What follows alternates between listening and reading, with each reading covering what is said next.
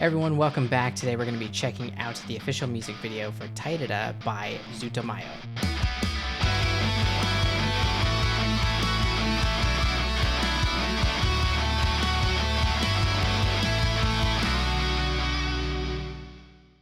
So TAIDADA is the outro for the new anime Dandadan, and I've been recently making videos, reaction videos for Dandadan, and I've been purposefully avoiding the intro in those so that I can make this video. And it's been forever since I've actually made a reaction video for ZUTOMAYO. The other video being Time Left, I believe it was a live performance.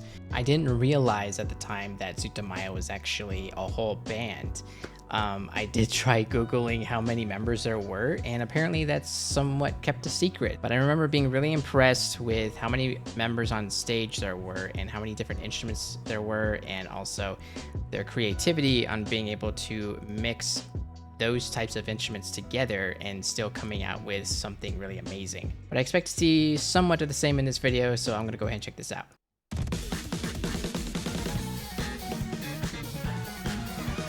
Good, it's an animated video. I was hoping it was.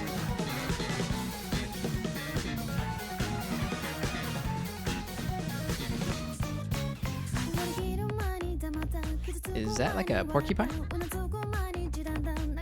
Reminds me of the bear from Bleach.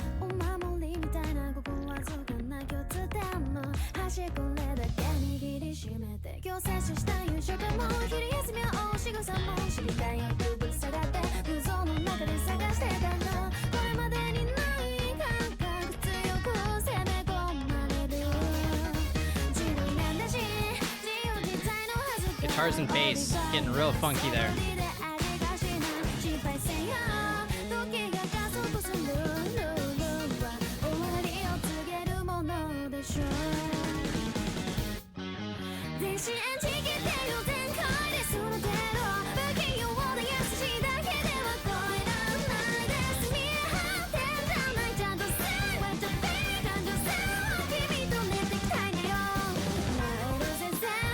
Really good pitch control from the vocalist.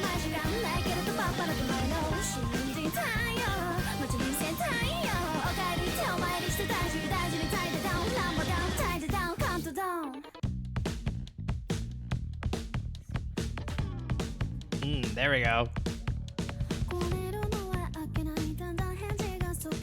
And that bass is funky.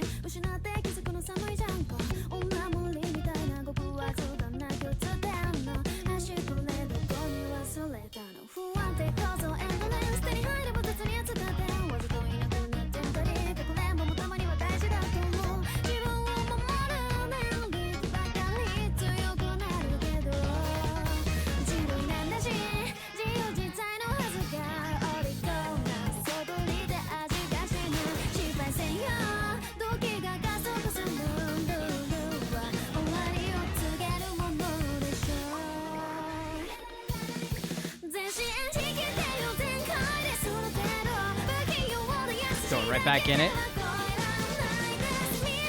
I think we're a slight octave up too here.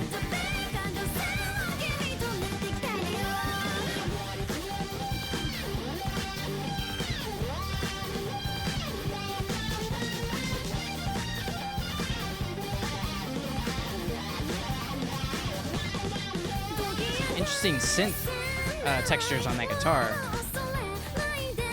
If it was a guitar.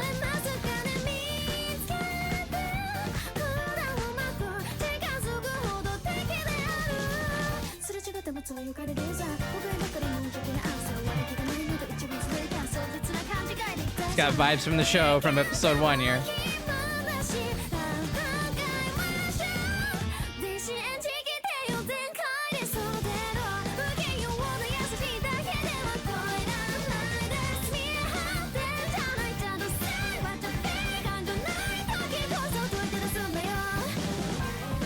Man, the way the vocalist is leading this whole production,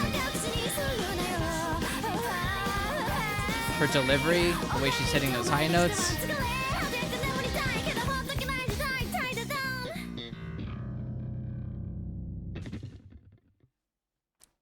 Wow.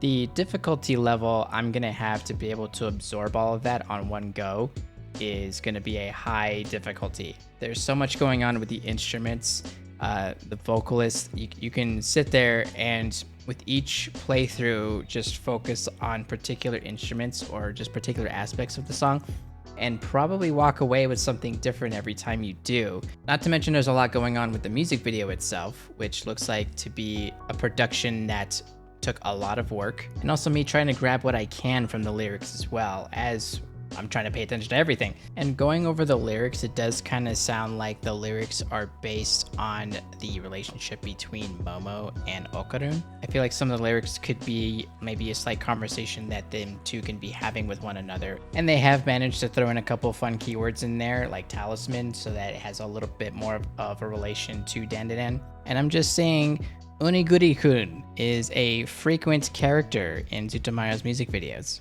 I would have never known this because I've only seen a live video. And how Akane is jumping up in those notes along with the band together, it's really incredible. It's one of my favorite parts right here. It's real funky.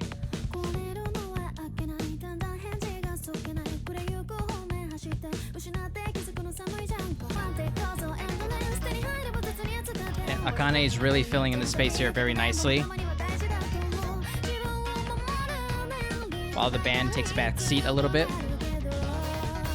So yeah, one of the incredible things about this band is that they have a great ability of being aware of one another and being able to give each other space when they need to. So when one side of the band backs off, the other side of it can go in and do their thing and fill in any sort of negative space that appears. And not in like a simple way of just being quiet and then the other person just gets loud. No, they do really interesting things. They have interesting fills. It's very technique and emotionally driven as well. Like that part where they get real quiet, you know, the drums and the bass, they're still keeping things going and they're making it quiet, but that bass is still in there, like getting like real funky, doing these fun little slides in between notes. And then Akane is keeping all that energy up while spitting all those lyrics out, but in a calm demeanor, but she's able to do it in a very fast way, thus also keeping that energy up at the same time.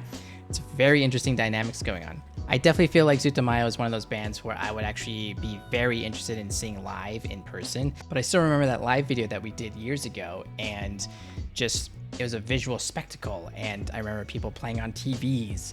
I don't know the logistics behind that, but like it was just really crazy just seeing that visual. So it's not just some big band that's got, you know, a great singer and, you know, they do some funky stuff with a little bit of jazz elements in there. There's a lot of nuances in there that if you just sit there and just took the time and listen to each individual part, there's a lot of nuances in there where you can really sink your teeth in and be able to get a lot out of it through each listen that you do.